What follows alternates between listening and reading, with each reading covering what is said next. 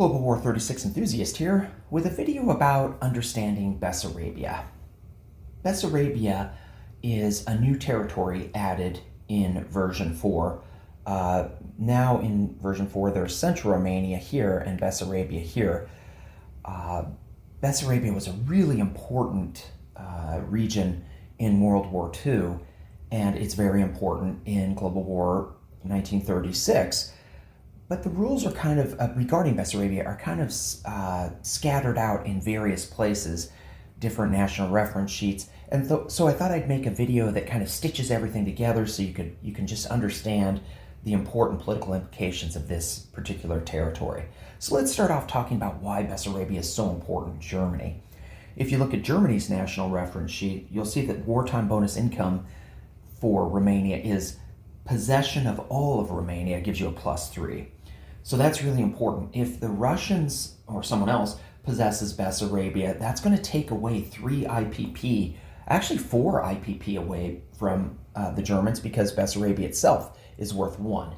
So the Germans really don't want someone else taking Bessarabia, and the Russians might have an incentive to take Bessarabia because that's really going to swing points, take IPP away from the Germans. If you look at 6.4, the Molotov-Ribbentrop Pact, the German and Soviet players may sign the Molotov-Ribbentrop Pact in January 1939 or later. And if that pact has been signed, then the USSR may annex Bessarabia. USSR may not attack further into Central Romania. If USSR annexes Bessarabia, the rest of Romania becomes a neutral minor power controlled by Germany. As long as Romania is controlled, it will get recruitment roles. Romania will align with Germany when Germany and USSR are at war if this happens. And note that Germany will not get their wartime bonus income as long as Bessarabia is possessed by the USSR. Now, let's point out that this Molotov-Ribbentrop Pact annexation of Bessarabia, what exactly is annexation? Let's go to the glossary and look at annexation. Annexation is a combat move by a major power that takes place with no combat and no declaration of war against a minor power. It's allowed under certain conditions, like the Molotov-Ribbentrop Pact. So if Russia wants to use Molotov-Ribbentrop to annex Bessarabia, then it's required that Romania is a neutral minor power at that point.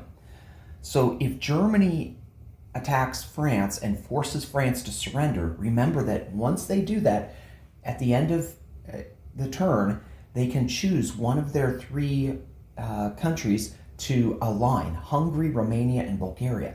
And frequently, if the Russians have not yet annexed Bessarabia, if Molotov-Ribbentrop Pact was signed, but Bessarabia has not been annexed, the Germans are very worried that the Russians would go into Bessarabia, so they might decide to align Romania, and that would prevent Russia from annexing Bessarabia. So let's just look at some scenarios. Let's say it's turn 6, it's January 1939, Germany and Russia sign Molotov-Ribbentrop Pact, but Germany doesn't force France to surrender on turn 6. Maybe they're thinking of attacking France on turn 7. And on turn 6, Russia goes into Bessarabia, moves a single unit in there, and annexes Bessarabia. Okay?